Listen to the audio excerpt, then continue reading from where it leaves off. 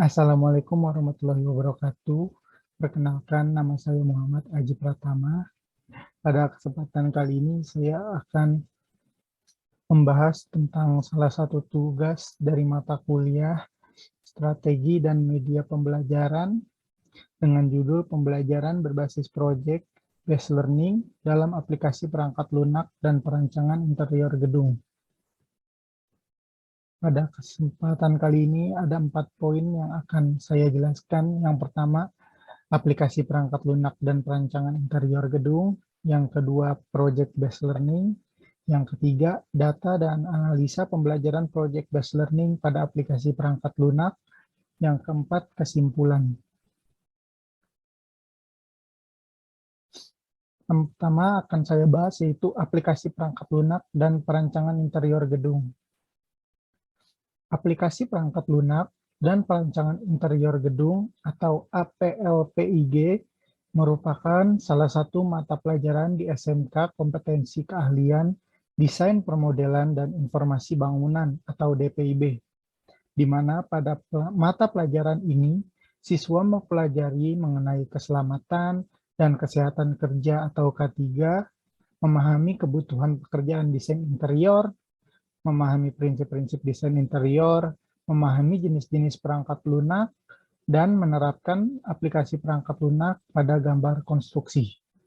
Mata pelajaran ini merupakan mata pelajaran yang produktif, di mana kegiatan pelajaran lebih ditekankan kepada praktik.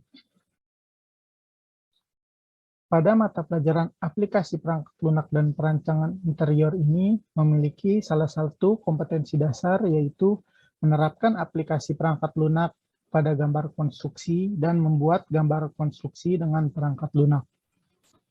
Indikator pencapaiannya dalam pengetahuan yaitu dapat mengelompokkan perintah-perintah pada aplikasi perangkat lunak untuk menggambar konstruksi, menerapkan perintah pada aplikasi perangkat lunak untuk gambar konstruksi, dan pada bidang keterampilan yaitu bisa membuat gambar konstruksi dengan perangkat lunak, merawat perangkat lunak, dan menyimpan hasil gambar konstruksi. Tujuan dari pembelajaran aplikasi perangkat lunak pada gambar konstruksi ini yaitu dapat menerapkan perintah pada aplikasi perangkat lunak untuk menggambar denah, potongan, tampak, denah pondasi, denah lantai, denah atap, dan denah plafon. Yang kedua yaitu adalah project based learning. Project based learning atau PJBL adalah model pembelajaran yang memberikan kesempatan kepada guru untuk mengelola pembelajaran di kelas dengan melibatkan kerja proyek. Kerja proyek itu memuat tugas-tugas yang kompleks berdasarkan permasalahan atau problem yang diberikan kepada siswa sebagai langkah awal dalam mengumpulkan dan mengintegrasikan pengetahuan baru.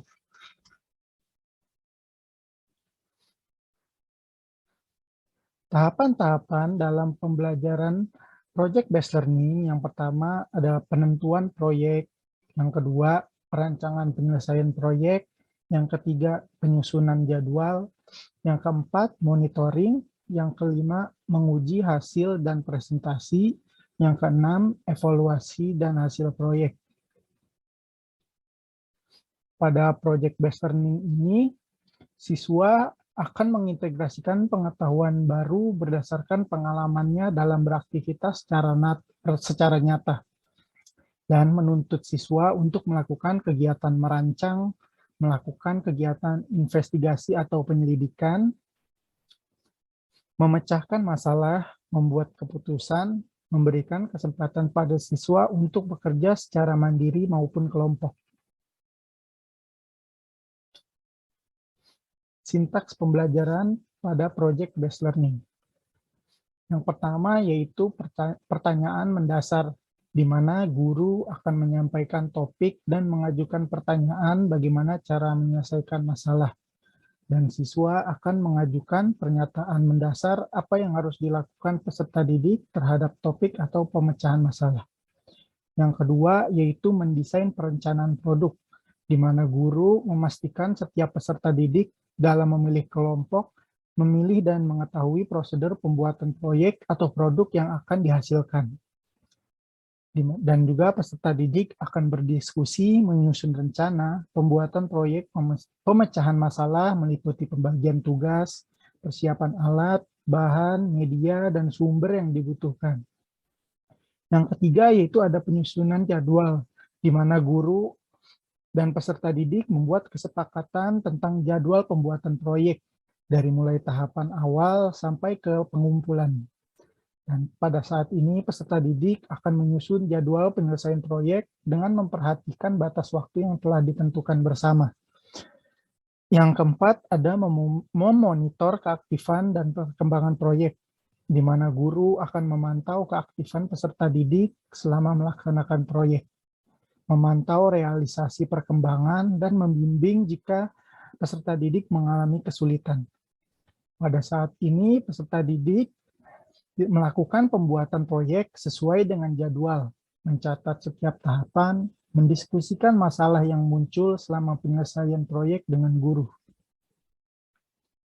Selanjutnya ada tahapan menguji hasil, di mana pada saat ini guru berdiskusi tentang prototipe proyek, memantau keterlibatan peserta didik, dan mengukur pencapaian standar.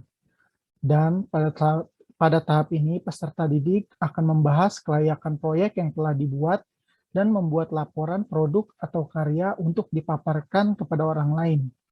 Yang terakhir, ada evaluasi pengalaman belajar, di mana guru akan membimbing proses pemaparan proyek, menanggapi hasil, dan selanjutnya guru dan peserta didik merefleksi atau menyampaikan kesimpulan. Dan pada tahap ini, setiap peserta didik akan memaparkan laporan, peserta didik yang lain memberikan tanggapan, dan bersama guru menyimpulkan hasil proyek. Yang ketiga yaitu data analisa pembelajaran proyek based learning pada aplikasi perangkat lunak. Data dan fakta hasil penelitian pembelajaran proyek based learning didapatkan berdasarkan hasil analisa terhadap 5 artikel yang dicarikan dengan menggunakan kata kunci model pembelajaran project based learning pada SMK Bangunan dan model pembelajaran project based learning dengan media SketchUp di SMK Bangunan. Didapatkan 5 artikel sebagai berikut.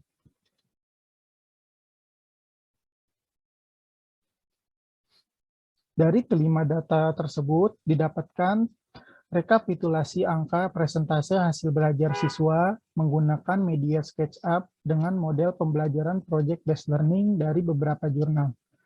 Di mana pada data yang pertama dengan KKM 75 didapat nilai rata-rata 82,64 dan presentase ketuntasan 96,67%.